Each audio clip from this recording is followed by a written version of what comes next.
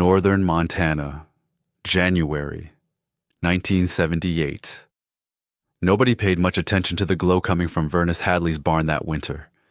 Not at first. A kerosene lamp, they figured. Maybe the woman working late on equipment. But the light stayed steady night after night. Even when the wind screamed down from Canada at 40 miles an hour and temperatures dropped to 20 below 0 degrees Fahrenheit / minus 29 degrees Celsius, 20 degrees Fahrenheit / minus 29 degrees Celsius. What they didn't know, what they couldn't see through the weathered plank walls, was that Vernice wasn't storing hay or fixing machinery. She was living inside a corrugated steel tunnel she'd built in the middle of that barn. A 12 by 20 foot Quonset hut, gleaming like a silver cocoon, sitting 40 feet from the nearest exterior wall. The whole county thought she'd lost her mind. Vernice's original cabin sat 200 yards east, a decent structure by frontier standards, chinked logs, and a stone foundation. But the wind found every gap. The firewood pile stayed wet under tarps that never quite held, and propane rationed that year. Expensive, unreliable. So Vernice did something nobody expected. She built smaller. She built inside. And when the coldest blizzard in 45 years buried Montana under 6 feet of snow and wind chills that touched 70 below zero, minus 70 degrees Fahrenheit / minus 57 degrees Celsius, minus 70 degrees Fahrenheit / minus 57 degrees Celsius, the men who'd called her a coward stopped laughing. If you want to see the temperature reading that made the county's best builders go silent, stay until the end.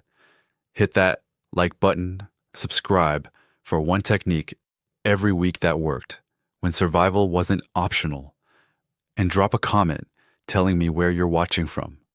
Let's get into it. Vernice Hadley wasn't eccentric.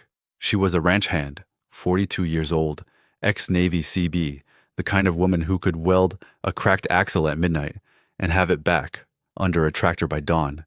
She'd built her own cabin in 1974, cut the logs herself, stacked a fieldstone chimney that drew clean.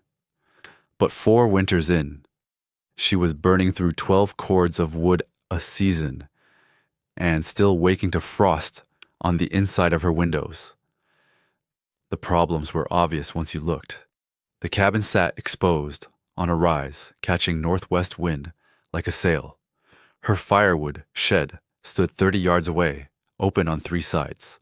Every piece of split pine she carried inside brought moisture with it, hissing and smoking, instead of burning hot. Scientific note: wet wood wastes significant energy boiling off its moisture content, sometimes 50 to 60% of the wood's mass, before it can produce heat efficiently. The draft from the floorboards was so strong it could snuff a candle 6 feet from the hearth. Vernice knew the math. More wood meant more cutting, more hauling, more time away from the livestock. And in January of 78, with propane prices doubled and delivery trucks stuck on impassable roads, burning inefficiently wasn't just uncomfortable, it was dangerous. She'd been thinking about insulation, about banking the foundation with earth, about building a vestibule. Then in November, she saw the Quonset. A neighbor, 2 valleys over, was tearing down an old equipment shed, military surplus, probably from the 50s. Corrugated steel arches, each one 8 feet wide, bolted together into a tunnel. The kind of structure the Army used for everything from storage to field hospitals. Lightweight, portable, airtight, when assembled right. Vernice bought the whole thing for $60 and a case of beer. Her plan was simple. Assemble it inside the barn. Not next to the barn. Not attached to the barn. Inside. The barn itself was 40 by 60 feet, built in the 1920s, with hand-hewn beams and plank siding. It leaked light through 100 cracks, but the bones were solid. Vernus cleared the center bay, swept the dirt floor flat, and started bolting arches together on a timber frame 12 feet wide, 20 feet long, 7 feet tall, at the crown. A half cylinder of ribbed steel that fit entirely within the barn's envelope, with 20 feet of clearance on all sides. She insulated the Quonset floor with sawdust, packed 8 inches deep, then laid planks over it. She cut a door in one end and installed a small barrel stove. Nothing fancy, just a vertical drum with a 6-inch stovepipe venting up and out through the barn roof. She built shelving. Along the inside walls hung a kerosene lamp from the ridgeline. Then she moved in. The theory, if you could call it that, was layered protection. The Quonset shell stopped convection. The barn blocked wind. The air gap between them acted as a buffer zone, an accidental thermal envelope that would slow heat loss the way a thermos bottle works. Scientific note: the air gap between the inner Quonset and outer barn walls drastically reduces conductive heat loss by minimizing contact points and creating a large, still air buffer. But Vernice didn't explain it that way. When her neighbor asked what she was doing, Vernus just said she was tired of freezing. And that's when the ridicule started. Picture it: a silver tunnel sitting in the middle of a cavernous barn, surrounded by hay bales and old equipment lit from within by the flicker of a single flame. It looked like a survival bunker. It looked like someone hiding from the world. It looked to most people who saw it completely insane. But the engineering, accidental or otherwise, was smarter than it appeared. The Quonset hut itself was an efficient shape. Corrugated steel reflects radiant heat back toward the source, and the arched form sheds wind naturally, though wind wasn't the issue here. What mattered was the shell's airtightness. With the door sealed and the stovepipe fitted snug, there were no drafts, no cold air creeping in at ankle height, no heat pouring out through gaps in the chinking. That alone would have improved things. But Vernus's real advantage was the barn.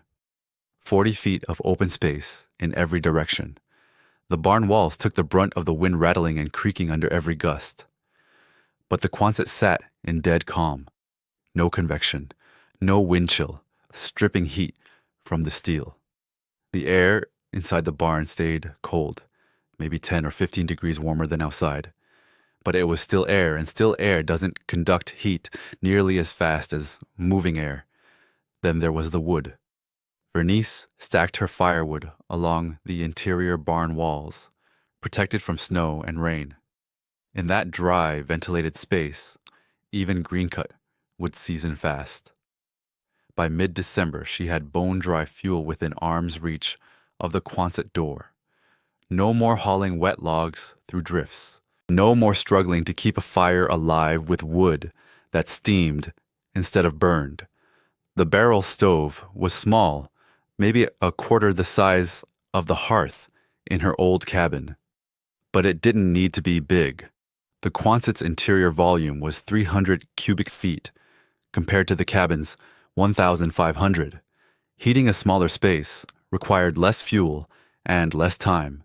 And with the steel shell radiating warmth evenly, there were no cold corners, no dead zones, where heat pooled uselessly at the ceiling. Vernice could load the stove at sundown banquet with ash and wake 8 hours later to a space that still held 55 degrees Fahrenheit. Her old cabin, she'd wake to 40, sometimes 35. But nobody cared about the physics. They cared about appearances.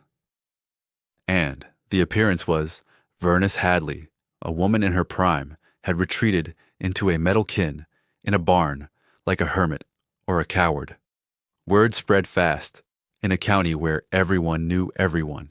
Hadley's living in her barn now, they'd say, at the grain elevator, at the diner, at Sunday services. Built herself a little hidey hole. Says she's warmer that way.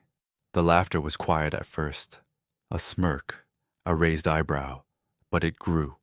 Clara Brennan, a carpenter, with 30 years of experience and a reputation for building houses that lasted, saw Vernus's setup in late November.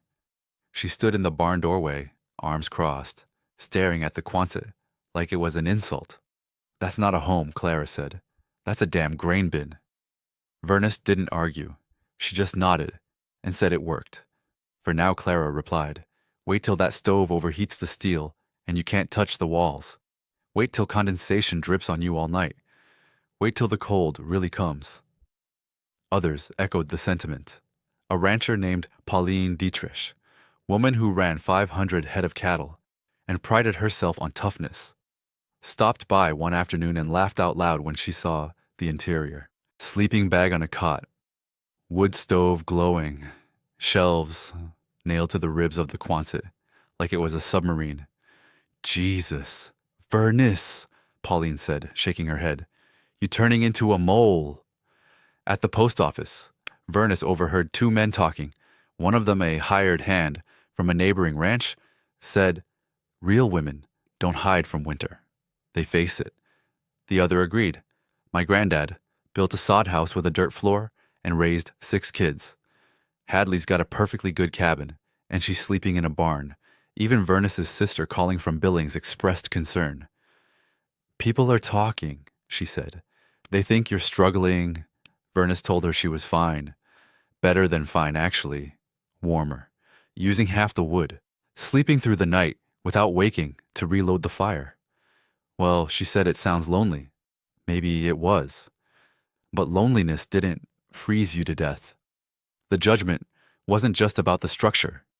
It was about what the structure represented. In a culture that valued self-sufficiency, endurance, and a certain brand of rugged femininity, retreating into a smaller stranger shelter felt like giving up, like admitting you couldn't handle what your neighbors handled. Vernus didn't see it that way. She saw a problem and a solution. The problem was heat loss. The solution was reducing surface area, eliminating drafts, and keeping fuel dry. But nobody asked her to explain.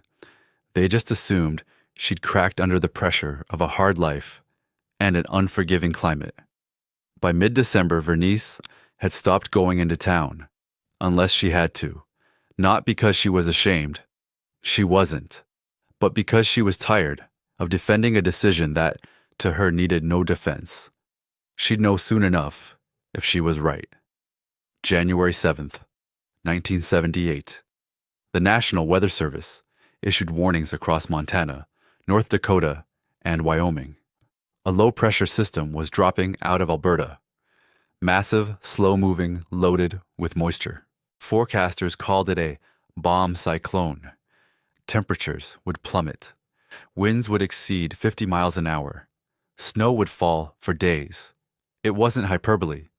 By the morning of January 9th, the temperature in northern Montana had fallen to 18 below 0 Fahrenheit. By noon, 28 below Fahrenheit. The wind turned the air into something solid, something that burned exposed skin in seconds. Ranchers scrambled to get livestock into shelter. People duct-taped windows, stacked sandbags against doors, pulled every blanket they owned out of closets. And then the snow started. Not the light, picturesque kind. This was heavy, wet, wind-driven snow that buried fence lines, collapsed sheds, and turned roads into impassable trenches. Plows couldn't keep up. Power lines snapped under the weight of ice. By January 11th, whole towns were cut off. Vernus's closest neighbor, a woman named Edith Larson, lived a mile and a half south. Edith had a solid house. 2-story wood frame, newer insulation. She also had a propane furnace and a wood stove for backup. The propane ran out on the second day of the storm. The tank was supposed to have been refilled in December, but the delivery truck never made it. Edith switched to the wood stove full-time. Problem was her firewood pile sat outside, buried under 4 feet of snow. What she could dig out was soaked. It took 20 minutes and a full edition of newspaper to get a single log burning, and even then it smoldered more than it flamed. Edith's The thermometer mounted inside near the kitchen read 41 degrees Fahrenheit. At night, it dropped to 35 degrees Fahrenheit. She piled on clothes. She burned furniture. She slept in the same room as the stove and still woke shivering. Other families fared worse. A ranch house 6 miles west lost its chimney when ice broke the flue. Smoke filled the interior, forcing the family into their truck, with the engine running, burning gasoline they couldn't replace. They lasted 2 days before someone on a snowmobile found them and hauled them to town. The wind was relentless. 50-mile-an-hour gusts that rattled walls and tore shingles off roofs. The sound alone was exhausting, a constant roar, like standing next to a jet engine. And the cold. On January 12th, the official temperature in Cut Bank, Montana, hit 47 below 0 F. With wind chill, it was 70 below Fahrenheit, the kind of cold that turns diesel to gel. That freezes moisture in your lungs. That kills cattle standing in open pasture. Nobody was going outside unless they absolutely had to. Inside her Quonset hut, Vernice Hadley sat by the barrel stove, feeding it one piece of dry pine every 2 hours. The temperature inside the hut held at 62 degrees Fahrenheit. Stay with me, because when the storm finally cleared and people started comparing notes, the numbers Vernice logged made even the skeptics go quiet. Hit that like button if you're still here, and drop a comment with your location. Let's see where everyone's watching from. The blizzard lasted 6 days. When it finally broke on January 15th, the sky cleared to a brutal crystalline blue, the kind of cold that makes the air itself visible, frozen moisture hanging in shafts of sunlight. Every breath, a cloud. The temperature was still 31 below 0 Fahrenheit at noon. The landscape was unrecognizable.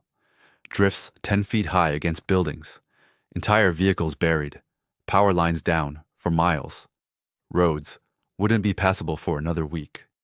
Edith Larson was the first to make it to Vernice's place, arriving on a snowmobile mid-afternoon. She expected to find Vernice in rough shape, maybe holed up in the main cabin, maybe rationing the last of her firewood.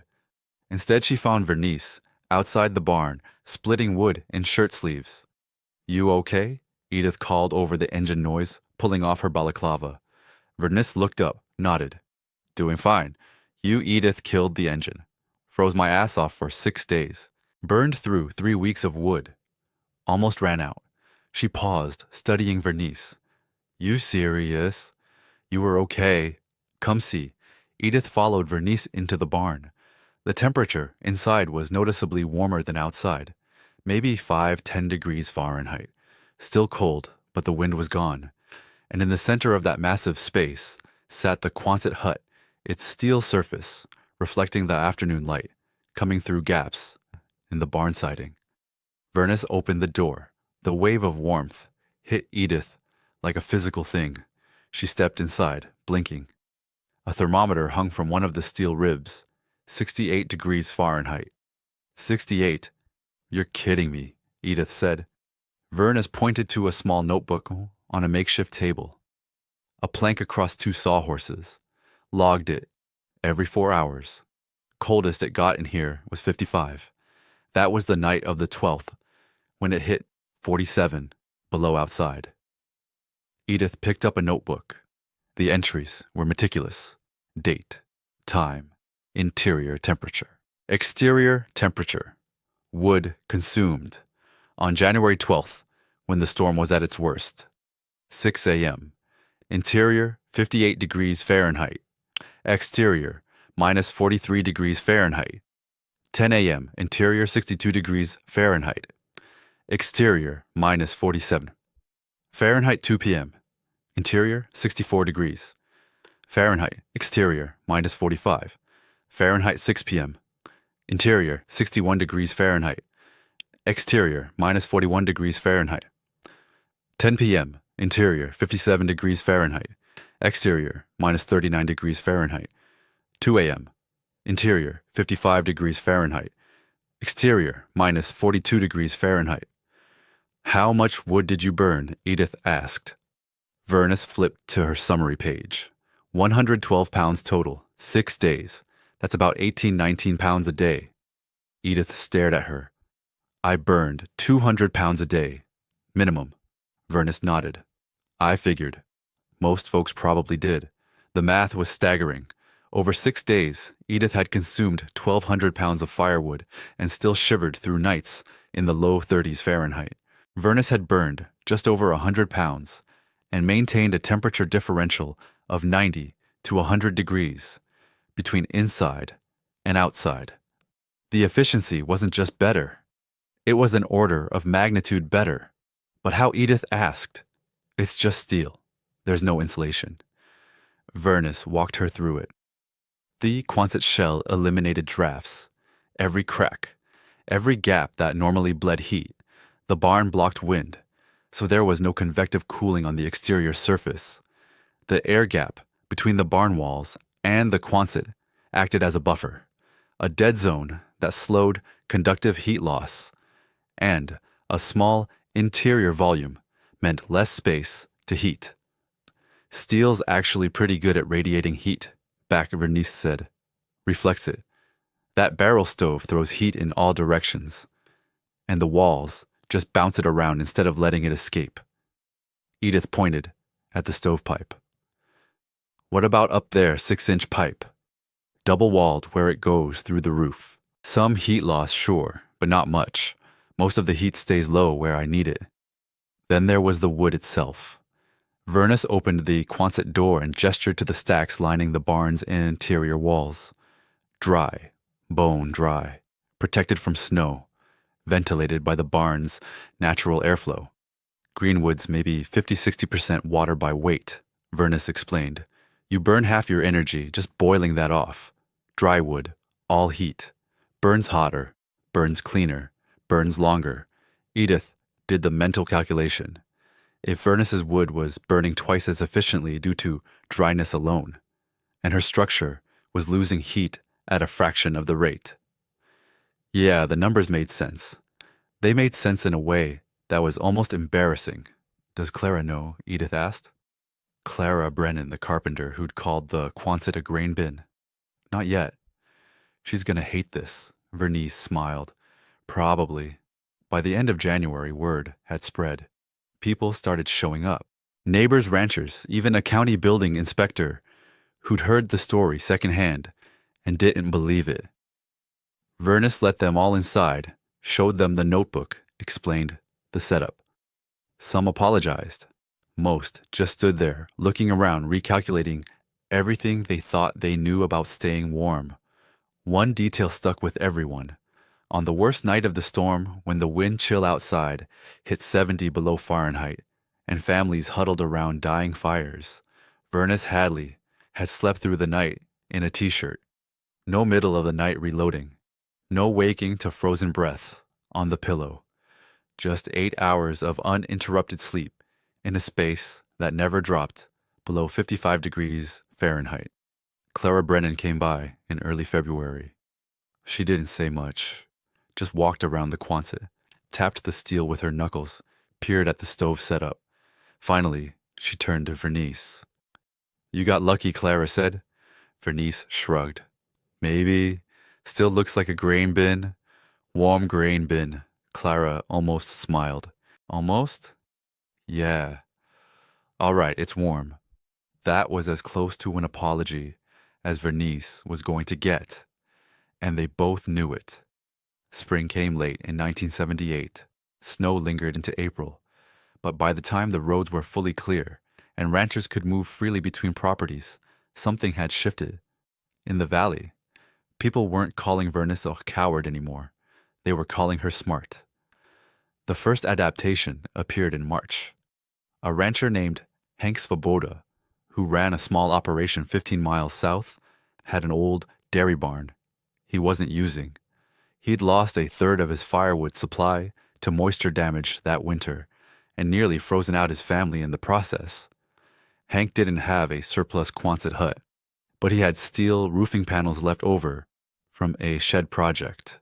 He built a 12 by 14-foot shelter inside the barn, framed it with 2 by 4s, sheathed it with the roofing panels, insulated the gaps with straw bales, added a small wood stove, vented through the barn roof, moved his family in for the tail end of winter. It worked not as efficiently as Vernus set up. The construction was cruder. The seals weren't as tight, but it worked well enough. Hank's wife later told Vernus they'd cut their consumption in half and slept warmer than they had all season. By summer, 3 more families had built variations of the concept. One used a pole barn with a framed interior core lined with sheet metal. Another repurposed an old grain bin, cutting a door and installing a chimney. A third simply insulated a corner of their existing barn and lived in that section through the following winter. None of them looked exactly like Vernus's Quonset, but they all followed the same principle.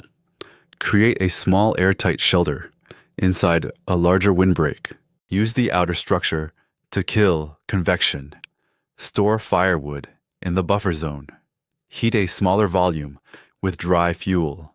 The county extension agent, a man named Robert Kilmer, who advised farmers on everything from crop rotation to equipment maintenance, visited Vernus in late May. He brought a notebook and a camera. Mind if I document this, Robert asked. I want to write it up. Share it with other districts. Vernus agreed. Robert spent an afternoon measuring, photographing, interviewing. He published a bulletin that fall, efficient cold weather shelter lessons from the 1978 blizzard. It included diagrams of Vernus's setup, temperature logs, wood consumption data, and notes on variations other families had built.